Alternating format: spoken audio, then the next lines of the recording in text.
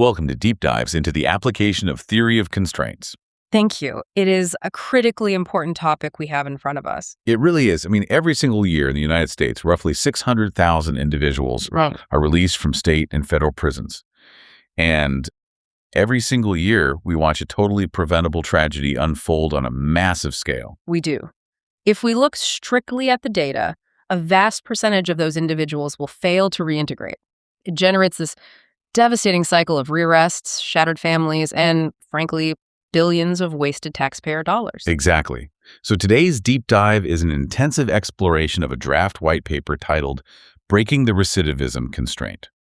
Our mission today is to clearly understand how the theory of constraints, artificial intelligence, and advanced conflict resolution methodologies can address this. Right. We need to look at how these tools can be applied to one of the most stubborn, destructive failures in public policy, the cycle of recidivism within the criminal justice system. And the document we are examining today, it was authored by two highly specialized practitioners.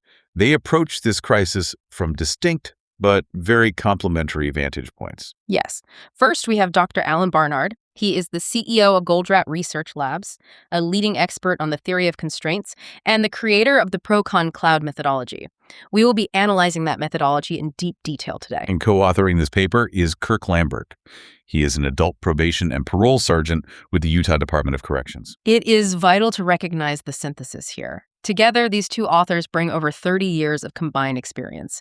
They are directly bridging the gap between high-level systemic methodologies and the harsh frontline realities of criminal justice supervision. Which means we are not just looking at academic theory in a vacuum today. Exactly. We are looking at an operational framework built by people who actually manage the fallout of the system every single day. But before we begin our substantive analysis of their framework, there is a crucial caveat regarding terminology that must be addressed immediately for you, the listener. Yes, the use of the term clients. Right. Throughout this paper, the authors deliberately use the term clients to describe the individuals who are under supervision. We must be explicitly clear about what this means in the context of this deep dive. It is a professional choice made by frontline adult probation and parole agents. It is absolutely not a political statement. Not at all. And it does nothing to minimize the severe, devastating harm suffered by victims. Nor does it minimize the profound seriousness of the crimes that were committed. We are not taking any political sides here. We are just impartially reporting the author's rationale. They explain that this term defines the forward-looking operational relationship of providing a service geared strictly toward lawful reintegration. So we are operating with this terminology today so that you understand the exact operational context in which these frontline agents function. And that operational context is essential. Because to apply a rigorous framework like the theory of constraints, we first have to establish the objective reality of the system we are analyzing, devoid of assumptions. We have to quantify the scale and the devastation of the current crisis. Recidivism is classified in policy science as a wicked problem, right? Yes, a wicked problem. That is characterized by a massive gap between the desired outcome and the actual reality. It involves severe consequences resulting from that gap, persistent failure to improve, and previous solutions that have proven ineffective. Or even counterproductive. And when we look at the United States criminal justice system, it meets every single criterion of a wicked problem. To truly understand this, we have to look at the exact numbers. The statistics from the Bureau of Justice Statistics detail a stark reality. Of those 600,000 individuals released annually, 66% will be rearrested within just 3 years. Which is a staggering failure rate. It is, and if we extend that observation window to 10 years, the rearrest rate climbs to an astonishing 82%.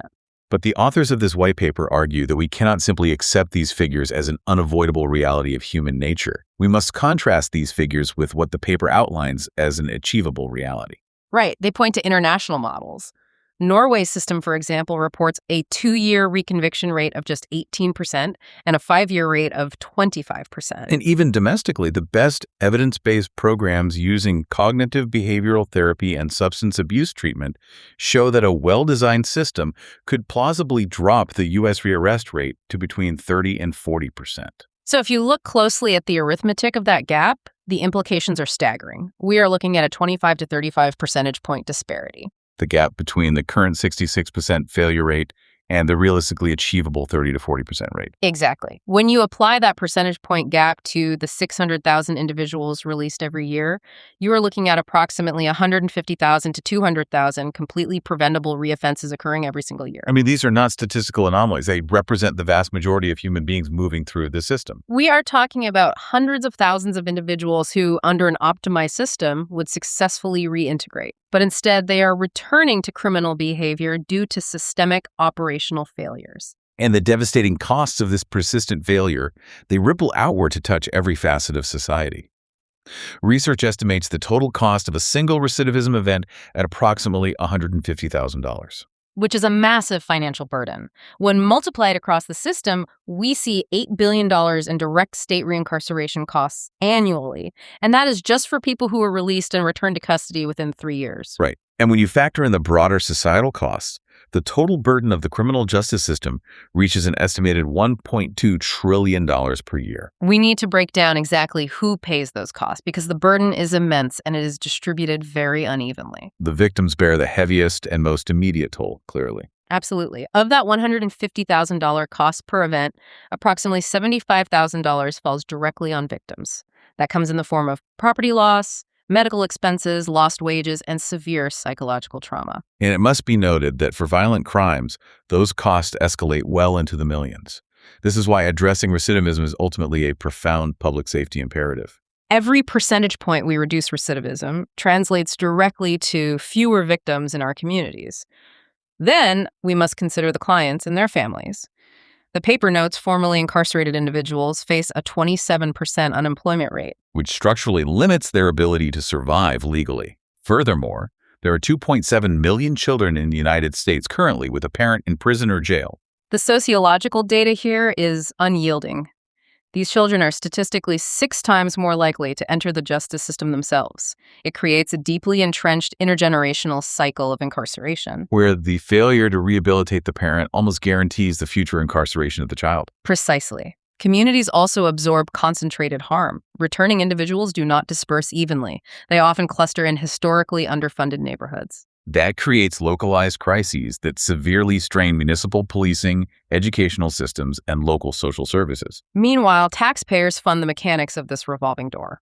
We spend approximately $115 billion annually on corrections alone. It costs an average of $65,000 per year to incarcerate a single individual. And in some specific jurisdictions, that figure exceeds $127,000.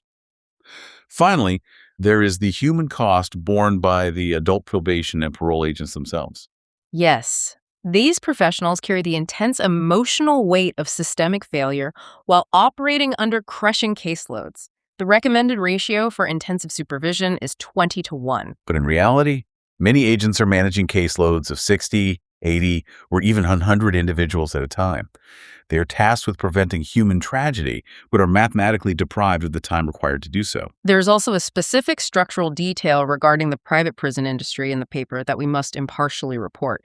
Private facilities house approximately 8% of the prisoner population in the United States. Right, and their financial models are inherently tied to bed occupancy. A white paper notes that this dynamic means higher recidivism rates correlate with higher occupancy, which in turn generates higher revenue. It establishes a structural incentive where the institutions responsible for housing these individuals are financially rewarded by the continued failure of the system. It is a perverse dynamic, and that structural reality exists alongside a broader history of systemic stagnation. Which brings up a question I have to ask. I have to push back on the historical narrative here. Because it is not as though policymakers have just ignored this issue. No, they certainly haven't. State legislatures, federal agencies, they have poured billions of dollars into rehabilitation programs over the last 40 years. They have implemented cognitive behavioral therapy, vocational training, housing grants. That is all true. So why, despite 4 decades of funding and political awareness, has the 3-year rearrest rate remained virtually unchanged? Why has it stayed stuck in that 63 to 68% band? The expert authors diagnosed this exact failure by examining the operational execution of these past cures. They identify what they call the everything everywhere all at once problem. The everything everywhere all at once problem. What exactly does that mean operationally? Well, when a government system faces a deeply complex problem like recidivism, the standard bureaucratic response is to implement multiple parallel interventions simultaneously. The legislature passes 5 different funding bills for 5 different disconnected programs. So they deploy cognitive behavioral therapy, job training, substance abuse treatment, mentoring, and housing assistance all at the same time. Right. But the fundamental operational flaw in this logic is resource dilution. Wait, so you are saying that by trying to fix everything at the same time, they effectively fix nothing? Precisely. Well-intentioned programs spread limited resources across all clients simultaneously. It acts as though every single link in a complex system can be strengthened at once. Which defies basic systems engineering. Exactly. If you have a system constrained by limited resources and you try to optimize 50 different variables at the same time, you create organizational chaos and achieve zero systemic improvement. The paper goes further to detail interventions that did not merely fail, but actively made things worse. Yes, there are documented instances where systems applied intensive supervision without corresponding treatment. We need to look closely at why that fails. Increasing the surveillance of an individual, making them report more often, drug testing them more frequently, without providing the clinical support to actually change their behavior. It simply results in higher rates of technical violations and revocations. You are strictly monitoring failure rather than preventing it. That is a critical distinction. And another severe operational error the authors highlight is the frequent mixing of low-risk individuals with high-risk peers. The psychological and sociological evidence is overwhelming here. Exposing a low-risk individual who might have committed a minor offense and possesses strong pro-social ties to a higher-risk social network actively deteriorates their outcomes. Antisocial cognition acts almost as a social contagion in correctional settings. It really does. When a system mandates group therapy or residential placement that forces low-risk and high-risk individuals into the same space, the low-risk individuals adopt the antisocial thinking patterns and criminal networking of their high-risk peers. Finally, systems have historically relied heavily on punitive responses. They apply sanctions without establishing a reward structure. Yes. The authors assert that to break this cycle of failed cures, the criminal justice system must fundamentally alter its operational lens. It must stop wasting immense energy on systemic realities that it has no power to control. And instead focus exclusively and intensely on the operational levers it can control. This requires a strict categorization of the causes of recidivism into unavoidable constraints versus avoidable failures. Let's detail those unavoidable constraints first. These are the entrenched factors that an adult probation and parole agent absolutely cannot easily fix. The first being the chronic medical nature of addiction. Right. Substance use disorders profoundly alter brain chemistry and are fundamentally characterized by relapse.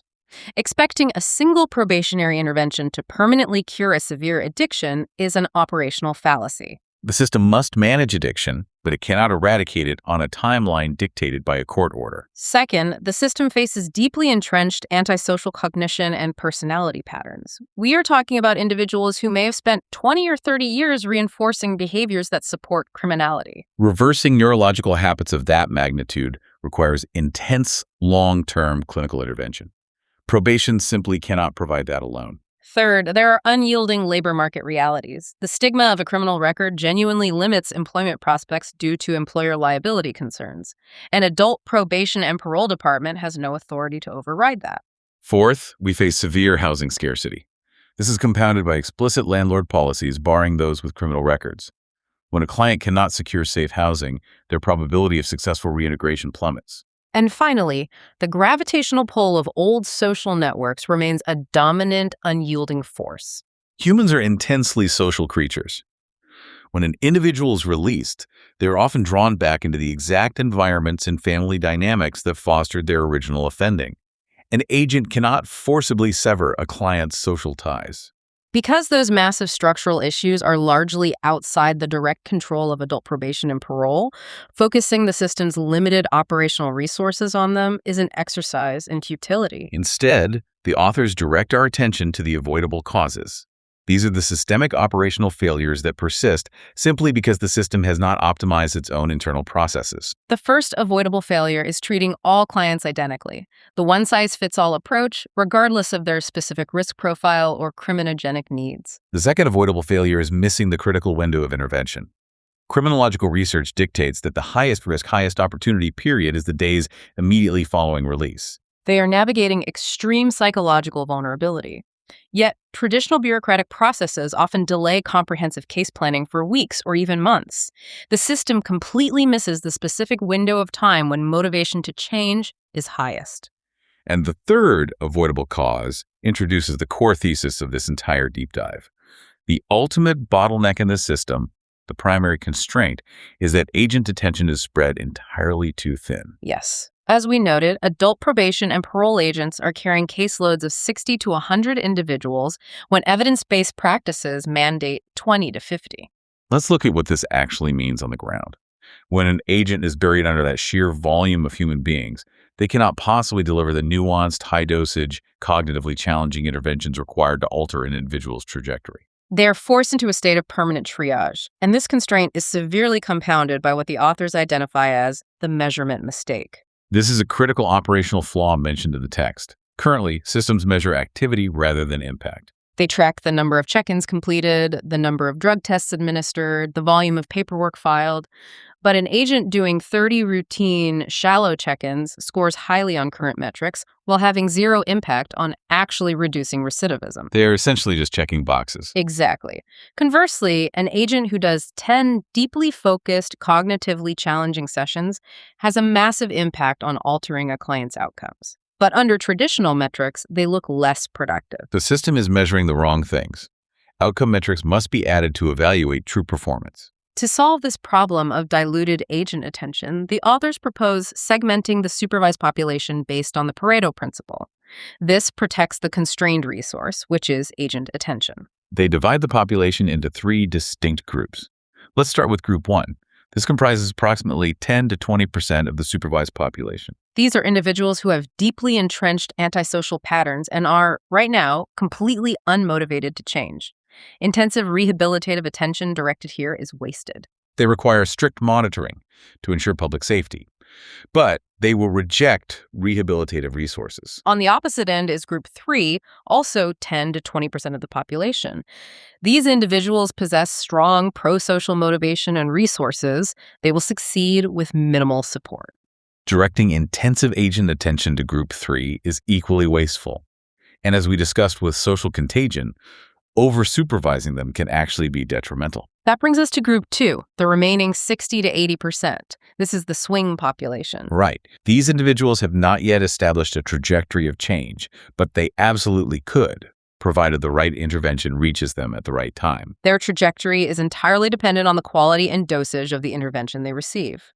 Therefore, the entirety of the system's rehabilitative constraint must be focused squarely on Group 2. Now that we have identified the exact population that requires focus and established that agent attention is the constraint, how do we systematically fix it? Enter Dr. Barnard's operational tool for wicked problems. To understand this, we must briefly explain Dr. Eliyahu M. Goldratt's theory of constraints. The fundamental premise is that a system's performance is dictated entirely by its weakest link. Right. Dr. Barnard adapted this industrial theory specifically for complex, multi-stakeholder public policy issues. He created a 6-step methodology called the one thing focusing cycle. Step 1 of this cycle demands that the system define one goal.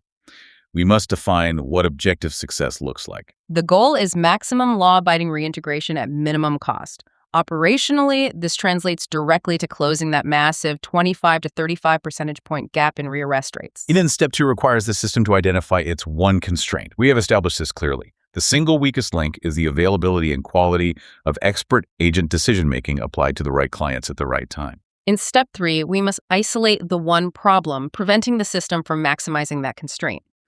The core problem is that agents are diluting their scarce attention equally across all clients, rather than directing their expertise specifically to Group 2. Exactly. And it is at this point we introduce the ProConCloud method. Because we have to ask, how do we bridge the gap between knowing the problem and actually solving it, especially given entrenched bureaucratic resistance? Right. ProConCloud is a rigorous conflict resolution method. It is designed to surface hidden, often flawed assumptions preventing change. Which brings us to Step 4 of the cycle, identifying the one conflict. This is a crucial focus of our deep dive. What is the specific conflict keeping the system stuck? The exact conflict is a clash of philosophies. On one side, we have the reliance on subjective risk scores that ignore a client's readiness for change and the critical need for high-dosage early intervention. Versus the need to concentrate expert agent resources intensively on the 60 to 80% swing group. Yes. The status quo argues that treating clients based solely on standardized risk scores avoids liability and ensures fairness. I mean, think about it from an administrative side. If an administrator dictates that every moderate risk individual receives exactly 2 check-ins a month, it feels defensible. But ProConCloud surfaces the hidden assumption there, the assumption that equal distribution equals equity. The reality is that equal distribution of a scarce resource across unequal needs is not equity. It is systemic waste. Let's break down the logic of that waste. If an agent spends 2 hours on a resistant Group 1 client, that yields 0 reduction in recidivism. And if they spend 2 hours on an already motivated Group 3 client, it is redundant. But those 4 hours directly deprive a Group 2 client of the exact intervention that could have stabilized their life. In the pursuit of administrative fairness, the system structurally guarantees higher failure rates. Once that conflict is surfaced, we move to step 5. 1. Innovation. What is the solution without trade-offs? The authors propose deploying AI-augmented decision support. Yes. This technology accurately classifies clients into the 3 groups. It maintains baseline monitoring for groups 1 and 3 via tech, and radically reallocates intensive human expertise solely to Group 2. And step 6 of the cycle requires 1 experiment. The discipline of the cycle explicitly forbids overhauling the whole system at once. Massive overnight rollouts induce organizational shock. Instead, you run 1 controlled pilot, a virtual digital twin, followed by a real-world test in just 1 or 2 adult probation and parole offices. Now, if the innovation is to use AI to focus attention on Group 2, we must understand how artificial intelligence functions in this deeply human environment. The goal is to capture the elusive, tacit knowledge of the system's very best agents and deploy it at the exact right moment. Tacit knowledge. We need to clearly define that. It is not something you can write down in a policy manual. Right. Think of a veteran adult probation and parole agent. They can walk into a client's living room, observe the environment, listen for 5 minutes, and possess a highly accurate intuition about whether that client is slipping back into old habits. Even if the paperwork is clean, that gut instinct is tacit knowledge. So to capture this, the white paper details the 2015 deployment of the Tacit Object Modeler, or the TOM decision theater. And it's vital to understand that TOM doesn't just mine historical big data. Mining historical data often just replicates historical biases. Exactly. TOM learns from the human experts. The project built 4 distinct models. The first was LSS, or the likelihood of success score, predicting outcomes based on behavioral indicators. The second was SGD, the sanction guideline selector. This analyzed past successful interventions to recommend the most effective sanctions. The third was SAS, the substance abuse selector, designed to match clients to the correct clinical treatment. And the fourth was GPS, the general program selector. This one was internally nicknamed Virtual Kirk because it specifically cloned the program matching expertise of the paper's co-author, Kirk Lambert. Now, this naturally raises a serious analytical question. Right. When a system successfully clones the decision-making expertise of its best personnel into an AI, does this technology serve to replace the human adult probation and parole agent? The authors emphatically answer no. It does not replace the human agent. It acts as an expert second opinion. So it is a force multiplier. Exactly. By providing an overburdened new agent with algorithmic access to the synthesized judgment of top performers, it multiplies the system's capacity without hiring more staff. It addresses the core constraint head-on. And by augmenting their decision-making speed, the AI enables an operational methodology called front-loading. Yes. We discussed how traditional delays cause the system to miss the crucial window following release. The Logan pilot, led by Kirk Lambert, explicitly targeted this by front-loading resources. The mechanics of the Logan pilot are fascinating. Under the old system, a client might wait weeks or months for a case plan. But the front-loaded model compressed this aggressively. In the Logan pilot, a quick action plan was developed in week 1. By week 2, the client was actively enrolled in targeted treatment. Orientation was mandated within 5 days. The psychological rationale here is profound. The first few weeks post-release are a period of immense psychological volatility. It is the highest risk period, but also the highest opportunity period for behavioral change. Motivation is often at its peak. but their vulnerability to old habits is extreme. By front-loading the intervention, the agent leverages the AI-assisted plan to strike exactly when the client is most receptive. The pilot also addressed the punishment-to-reward imbalance. Relying on behavioral science, the model recognized that the ratio of positive rewards to punitive sanctions must exceed 4-to-1 for success. Human brains, especially those that have experienced incarceration, are highly sensitive to negative reinforcement. If a system relies solely on sanctions, the individual develops learned helplessness. They perceive the system as rigged and just shut down. Positive reinforcement, however, builds self-efficacy. By integrating positive feedback and offering earned time off supervision, the system drives compliance through the prospect of success rather than the constant threat of failure. Now, while this logic is sound, every radical innovation faces administrative pushback. How does the ProConCloud method dismantle these final barriers? We have to look at the yes buts. The anticipated objections. The first objection is yes, but you're giving up on group one. Right.